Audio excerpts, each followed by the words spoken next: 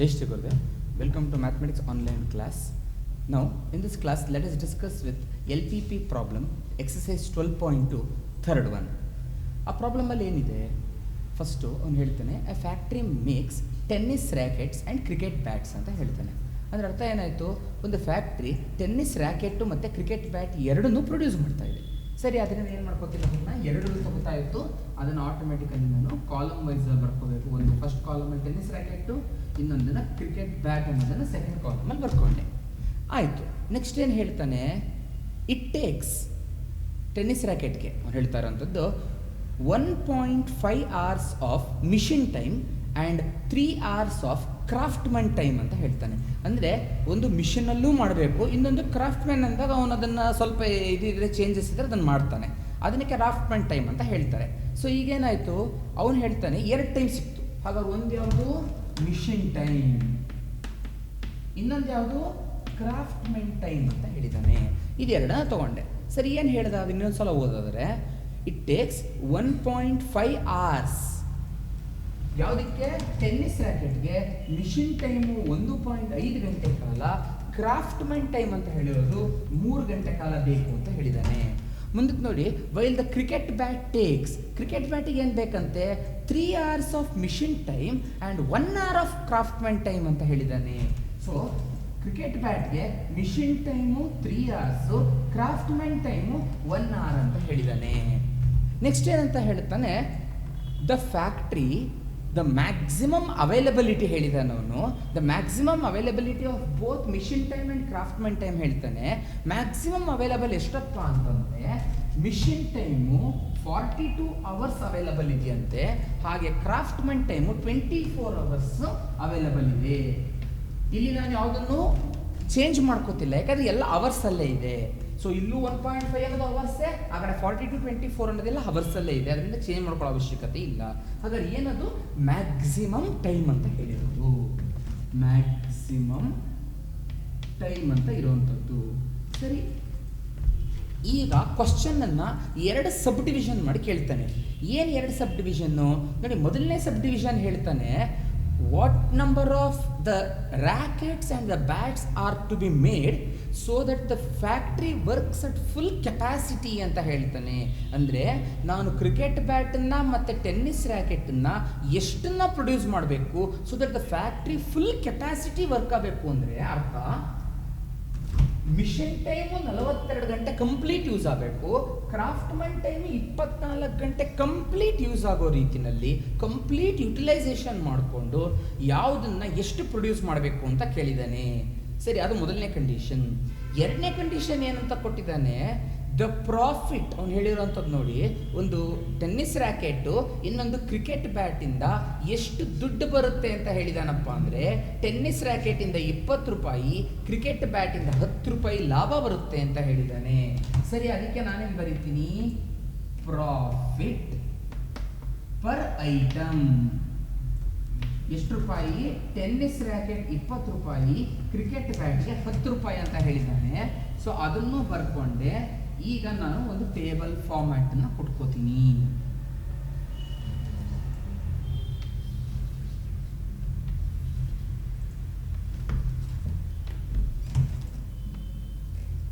ಸರಿ, ಈ table ಫಾರ್ಮ್ಯಾಟ್ನ ಕೊಟ್ಕೊಂಡ್ಮೇಲೆ as usual ನಾನು ಕನ್ಸ್ಟೆಂಟ್ನ ಸಾಲ್ವ್ ಮಾಡ್ಕೊಳ್ಳೋಣ.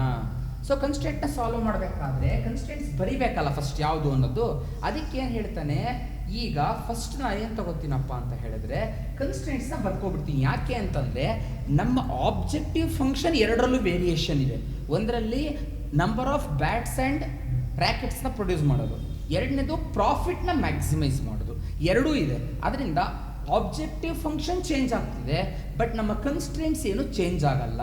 ಹಾಗಾಗಿ ನಾನು ಕನ್ಸ್ಟ್ರೆಂಟ್ಸ್ನ ಬರ್ಕೋತೀನಿ. ಕನ್ಸ್ಟ್ರೆಂಟ್ಸ್ನ ಏನಂತ ಬರ್ಕೋಬೋದು, ಸೊ ರ್ಯಾಕೆಟ್ಸು ಮತ್ತು ಬ್ಯಾಟ್ಸ್ ಇರೋದ್ರಿಂದ ಇದನ್ನು ಎಕ್ಸ್ ಅಂತ ತಗೋತೀನಿ, ಇದನ್ನು ವೈ ಅಂತ ತಗೊಳ್ಳೋದ್ರಿಂದಾಗಿ ನೆಕ್ಸ್ಟು ಸೊ ಕನ್ಸ್ಟ್ರೆಂಟ್ಸ್ನ ನೋಡಿ, 1.5x ಪ್ಲಸ್ 3y, ಇಲ್ಲಿ 42, ಇನ್ನೊಂದು 3x ಪ್ಲಸ್ 1y ಅಂದರೆ y, ಇಲ್ಲಿ 24. ಅದು ಮ್ಯಾಕ್ಸಿಮಮ್ ಟೈಮ್ ಅವೈಲಬಲ್ ಆಗಿರೋದ್ರಿಂದಾಗಿ ಅದಕ್ಕಿಂತ ಕಮ್ಮಿ ಟೈಮ್ ಯೂಸ್ ಮಾಡ್ಬೋದು, ಅದು ಅದಕ್ಕಿಂತ ಈಕ್ವಲ್ ಅಂತ ಲೆಕ್ಕ ಇರೋದು. ಸೊ ಅದರಿಂದ ಲೆಸ್ ದ್ಯಾನ್ ಈಕ್ವಲ್ ಟು. ಸರಿ ಆಯಿತು, ಕನ್ಸ್ಟೆಂಟ್ಸ್ನ ಸಾಲ್ವ್ ಮಾಡೋಣ ಈಕ್ವೇಷನ್ ಫಾರ್ಮ್ ಬರ್ಕೊಂಡು. So consider 1.5x plus 3y is equal to 42. ಏನಾಗುತ್ತಾಗ x ಗೆ 0 ಕೊಟ್ರೆ y will be equal to 14 ಆಗುತ್ತೆ ನೋಡಿ. x ಗೆ 0 ಕೊಟ್ಟ ತಕ್ಷಣ 3y is equal to 42 ಉಳ್ಕೊಳ್ಳುತ್ತೆ. y is equal to 42/3 ಅಂತಂದ್ರೆ 14 ಆಯ್ತು. ನೆಕ್ಸ್ಟ್ ಏನಾಯ್ತು, y ಗೆ 0 ಕೊಟ್ರೆ x ಏನಾಗುತ್ತೆ, y ಗೆ 0 ಕೊಡೋದ್ರಿಂದ x ಏನಾಗುತ್ತೆ ಅಂತ ನೋಡಿದ್ರೆ 1.5x ಅಂದ್ರೆ 42, x ಅಂದ್ರೆ 42/1.5 ಅಂತ ಆಗುತ್ತೆ. x will be equal to 28 ಬರುತ್ತೆ. ನೆಕ್ಸ್ಟ್ ಮತ್ತೆ ಎರಡನೇ ಕನ್ಸ್ಟೆಂಟ್ ನ ಕನ್ಸಿಡರ್ ಮಾಡ್ತೀನಿ.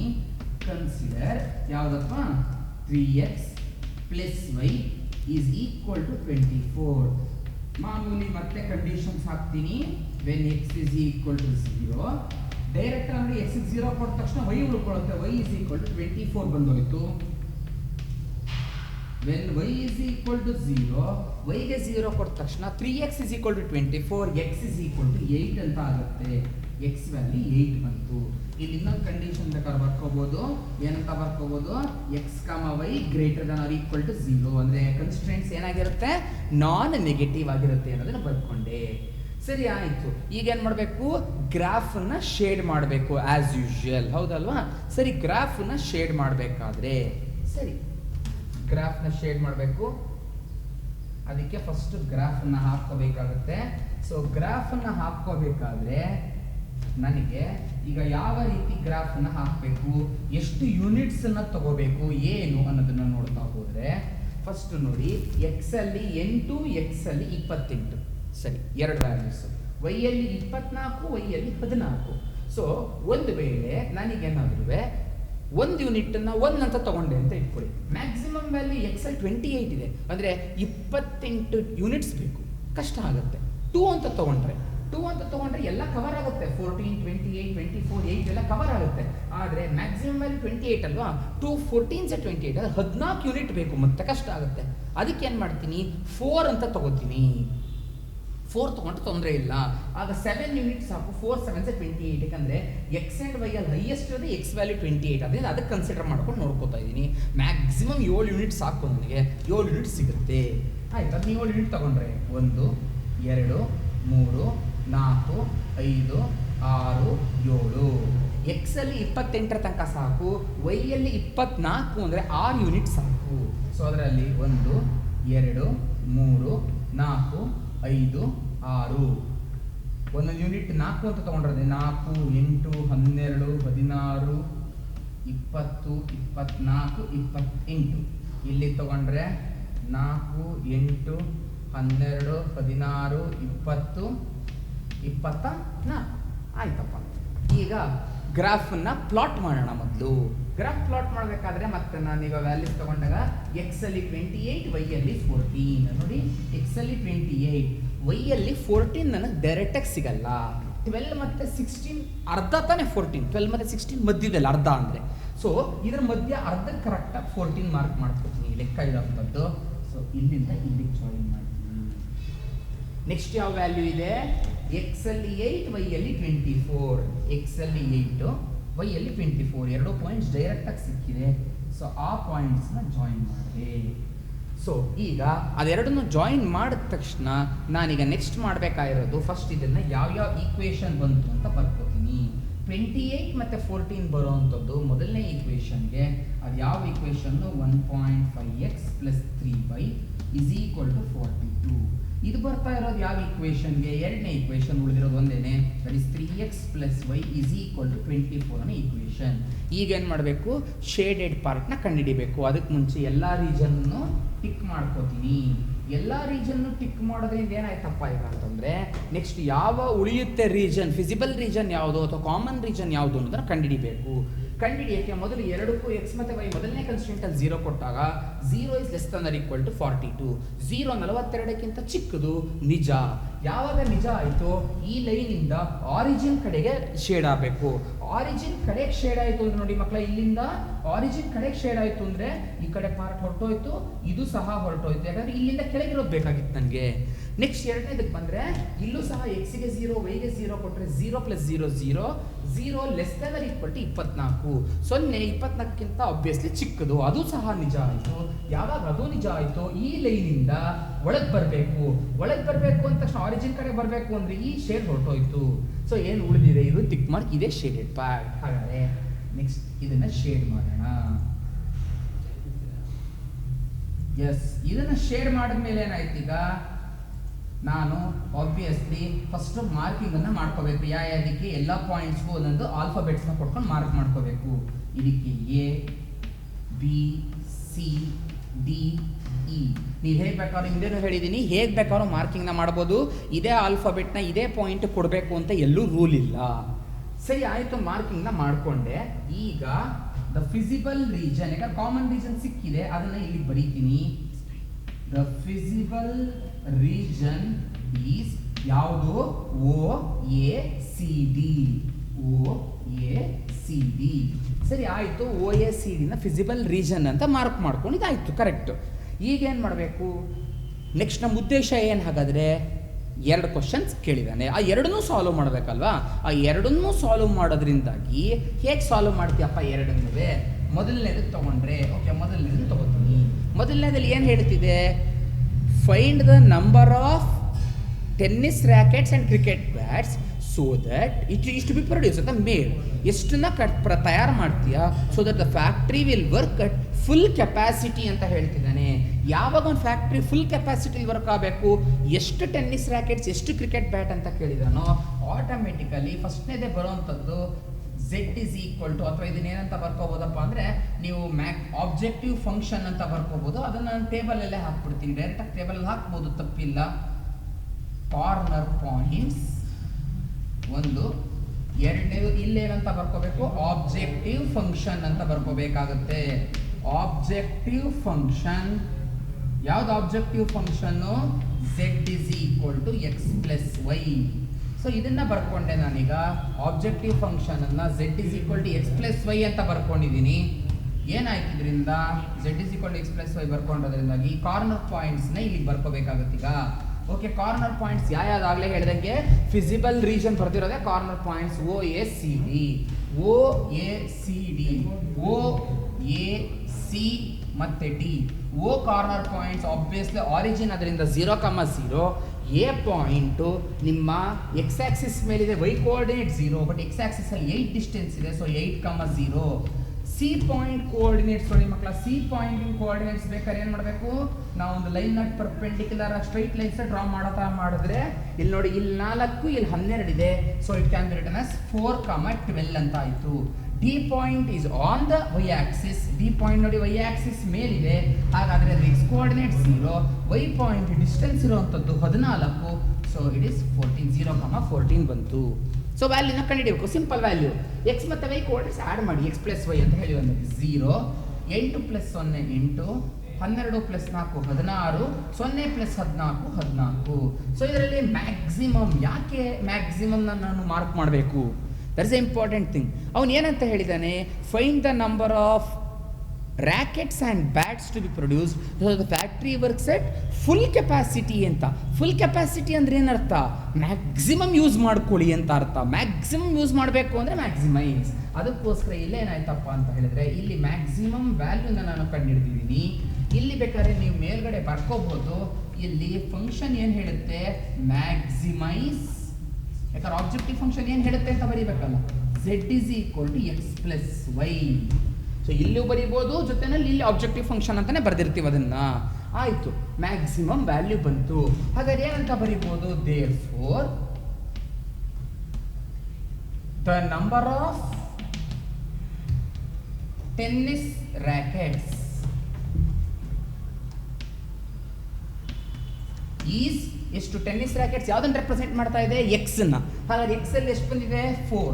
The number of tennis rackets is 4 and cricket bats ಎಷ್ಟಿದೆ, 12. So the number of tennis rackets is 4 and cricket bats is 12 ಆಯಿತು, ಮೊದಲನೇದಾಯಿತು. ಹಾಗಾದ್ರೆ ಎರಡನೇ ಸಬ್ ಡಿವಿಷನ್ ಏನು ಹೇಳುತ್ತೆ, ಅದನ್ನು ನೋಡ್ತಾ ಹೋದರೆ ಪ್ರಾಫಿಟನ್ನು ಮ್ಯಾಕ್ಸಿಮೈಸ್ ಮಾಡಿ ಅಂತ ಹೇಳುತ್ತೆ. ಹಾಗಾದ್ರೆ ಅರ್ಥ ಏನು, ನಾನೀಗ ಮ್ಯಾಕ್ಸಿಮೈಸ್ ಅಂತ ಬರೀಬೇಕು. Maximize z is equal to, but profit function ಅಲ್ಲೂ ಅವ್ನು ಹೇಳಿರೋದು. ಪ್ರಾಫಿಟ್ ಫಂಕ್ಷನ್ ನೋಡಿ ಯಾವುದಿದೆ ಇಲ್ಲಿ, 20 ಮತ್ತು 10 ಇದೆ. ಹಾಗಾದ್ರೆ 20x 10y ಅಂತ ಬರ್ಕೋಬೇಕು. ಹಾಗಾದರೆ z is equal to 20x plus 10y. ಸರಿ, ಇದಕ್ಕೆ ಟೇಬಲ್ ಹಾಕಲೇಬೇಕು, ಮಾಮೂಲಿ ಆಸ್ ಯೂಶುವಲ್ ಟೇಬಲ್ ಹಾಕೋಬೇಕು.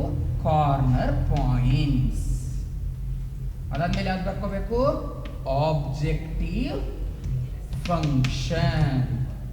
ಆಬ್ಜೆಕ್ಟಿವ್ ಫಂಕ್ಷನ್ ಯಾವ್ದು ಆಬ್ಜೆಕ್ಟಿವ್ ಫಂಕ್ಷನ್ ಇಲ್ಲಿ, 20x ಪ್ಲಸ್ 10y. ಸರಿ, ಅದಕ್ಕೆ ಟೇಬಲ್ ಹಾಕ್ತೀನಿ. 20x ಪ್ಲಸ್ 10y ಇದೆ, ಅದಕ್ಕೆ ನಾನೀಗ ಟೇಬಲ್ನ ಹಾಕ್ತಾ ಹೋಗ್ತೀನಿ. ಸರಿ, ಟೇಬಲ್ ಹಾಕ್ತಾ ಹೋದರೆ ಮತ್ತೆ ಕಾರ್ನರ್ ಪಾಯಿಂಟ್ಸ್ ಏನಾದ್ರು ಚೇಂಜ್ ಆಗುತ್ತಾ, ಇಲ್ಲ. ಕಾರ್ನರ್ ಪಾಯಿಂಟ್ಸ್ ಅದೇ ಇರುತ್ತೆ. ಯಾಕೆ ಅಂದರೆ ಕಂಡೀಷನ್ಸ್ ಅಥವಾ ಕನ್ಸ್ಟ್ರೆಂಟ್ಸ್ ನಮ್ಮಲ್ಲಿ ಏನೂ ಚೇಂಜಸ್ ಆಗಿಲ್ಲ. ಅದರಿಂದ ನೀವು ಎರಡೆರಡು ಸರಿ ಮತ್ತೆ ಕನ್ಸ್ಟೆಂಟ್ಸ್ ಸಾಲ್ವ್ ಮಾಡೋದು, ಒಂದು ಪ್ರಾಬ್ಲಮ್ ಫಸ್ಟ್ ಅಂತ ತಗೊಂಡು ಮೊದಲನೇದಕ್ಕೆ ತಗೊಂಡು ಕನ್ಸ್ಟೆಂಟ್ಸ್ನ ಸಾಲ್ವ್ ಮಾಡಿ ಗ್ರಾಫ್ ಹಾಕಿ ಮತ್ತೆ ಟೇಬಲ್ ಹಾಕೋದು, ಎರಡನೇದಕ್ಕೆ ಮತ್ತೆ ಕನ್ಸ್ಟೆಂಟ್ಸ್ನ ಸಾಲ್ವ್ ಮಾಡಿ ಗ್ರಾಫ್ ಹಾಕಿ ಟೇಬಲ್ ಹಾಕೋ ಅವಶ್ಯಕತೆ ಇಲ್ಲ. ಈ ರೀತಿ ಏನಾದ್ರು ಕೇಳಿದ್ರೆ ಒಂದೇ ಗ್ರಾಫ್ ಶೀಟಲ್ಲಿ ಗ್ರಾಫ್ ಹಾಕ್ಬಿಟ್ಟು ಎರಡು ಟೇಬಲ್ನ ಹಾಕಿದ್ರೆ ಸಾಕು. ಸೊ ನೋಡಿ, ಕಾರ್ನರ್ ಪಾಯಿಂಟ್ಸ್ ಮತ್ತೆ ಮಾಮೂಲಿ O A C D ಅದೇ ಇರುತ್ತೆ. ನಾನು ಇನ್ನು ಮತ್ತೆ ಅದನ್ನು ಏನು ಇದು ಮಾಡಬೇಕಾದಿಲ್ಲ, ಚೇಂಜ್ ಮಾಡಿ ಬರ್ಕೊಳ್ಳೋ ನೆಸೆಸಿಟಿ ಇರಲ್ಲ. ಅದನ್ನು ಹಾಗೆ ಬರ್ಕೋತಾ ಇದ್ದೀನಿ. ಸೇಮ್ ಕಾರ್ನರ್ ಪಾಯಿಂಟ್ಸ್ ಅದೇ ಇದೆ 0,14 ತನಕ. ಓಕೆ, ಈಗ ಅದರ ವ್ಯಾಲ್ಯೂಸ್ ಮತ್ತೆ ಚೇಂಜ್ ಆಗುತ್ತೆ. ಯಾಕೆ ಅಂದರೆ ನಮ್ಮ ಆಬ್ಜೆಕ್ಟಿವ್ ಫಂಕ್ಷನ್ z ಚೇಂಜ್ ಆಗಿದೆ. ಅಲ್ಲಿ x ಪ್ಲಸ್ ವೈ ಇದ್ದಿದ್ದು ಇಲ್ಲಿ 20x ಪ್ಲಸ್ 10y ಆಗಿದೆ. ಸೊ ಅದನ್ನು ನೋಡ್ತಾ ಹೋದರೆ 0 0 ಎರಡಕ್ಕೆ ಕೊಟ್ಟರೆ 0, 20 ಇಂಟು 8 20 ಇಂಟು 8 160, y ವ್ಯಾಲ್ಯೂ 0 ಇದೆ. ನೆಕ್ಸ್ಟ್ 4 ಕೊಟ್ಟರೆ 24 80, ಇಲ್ಲಿ 100 ಇಂಟು 12 ಅಂದರೆ 120, 80 ಪ್ಲಸ್ 120 ಅಂದರೆ 200. ನೆಕ್ಸ್ಟು ಎಕ್ಸ್ಗೆ 0 ಕೊಟ್ಟರೆ 20 ಇಂಟು 0 0, 10 ಇಂಟು 14 ಬಿಕಮ್ಸ್ 140. ಇದರಲ್ಲಿ ಅವನು ಕೇಳಿರೋದೇನು, ಮ್ಯಾಕ್ಸಿಮಮ್ ಪ್ರಾಫಿಟ್. ಮ್ಯಾಕ್ಸಿಮಮ್ ಪ್ರಾಫಿಟ್ ಅಂತ ಹೇಳಿರೋದ್ರಿಂದಾಗಿ ಇದನ್ನ ಮ್ಯಾಕ್ಸಿಮಮ್ ಅಂತ ಬರ್ಕೋತೀನಿ ನಾನು. ಆಯಿತು, ಹಾಗಾದ್ರೆ ಯಾವಾಗ ಬಂತಿದ್ದು maximum value, at the point 4,12. 4 ಏನು ಹೇಳುತ್ತೆ, ಟೆನ್ನಿಸ್ ರ್ಯಾಕೆಟು. ಆಮೇಲೆ 12 ಏನು ಹೇಳುತ್ತೆ, ಕ್ರಿಕೆಟ್ ಬ್ಯಾಟು. ಯಾಕಂದರೆ ಎಕ್ಸ್ ಮತ್ತು ವೈನ ರೆಪ್ರೆಸೆಂಟ್ ಮಾಡ್ತಾ ಇದೆ. therefore the maximum profit is 200 rupees and is obtained by making ಎಷ್ಟು 4 tennis rackets and 12 cricket bats. ಆಯ್ತಾ, ಕ್ಲಿಯರ್ ಆಯ್ತಾ ಇಲ್ಲಿಗಿದು? ಸೊ ಈ ಪ್ರಾಬ್ಲಮ್ ಏನಾಯ್ತಪ್ಪ ಅಂತಂದರೆ, ಸೊ ಇದರಲ್ಲಿ ಎರಡು ವ್ಯಾಲ್ಯೂಸ್ ಅಂದರೆ ಎರಡು ಬೇರೆ ಬೇರೆ ಥರ ಆಬ್ಜೆಕ್ಟಿವ್ ಫಂಕ್ಷನನ್ನು ಒಂದೇ ಪ್ರಾಬ್ಲಮ್ಗೆ ಕೇಳಿದ್ದಾನೆ. ಸೊ ಒಂದೇ ಪ್ರಾಬ್ಲಮಲ್ಲಿ ಎರಡು ಆಬ್ಜೆಕ್ಟಿವ್ ಫಂಕ್ಷನನ್ನು ಒಂದೇ ಗ್ರಾಫ್ ಹಾಕಿ ಒಂದೇ ಒಂದು ಕನ್ಸ್ಟೆಂಟ್ಸ್ನ ಒಂದೇ ಸಲ ಸಾಲ್ವ್ ಮಾಡೋವಂಥ ವ್ಯಾಲ್ಯೂ ಇದು. ಸೊ ಈ ಪ್ರಾಬ್ಲಮ್ ಅರ್ಥ ಆಗಿದೆ ಅಂದ್ಕೊಂಡಿದ್ದೀನಿ. I hope in this class so you understood whatever I have done till now. Okay, thank you.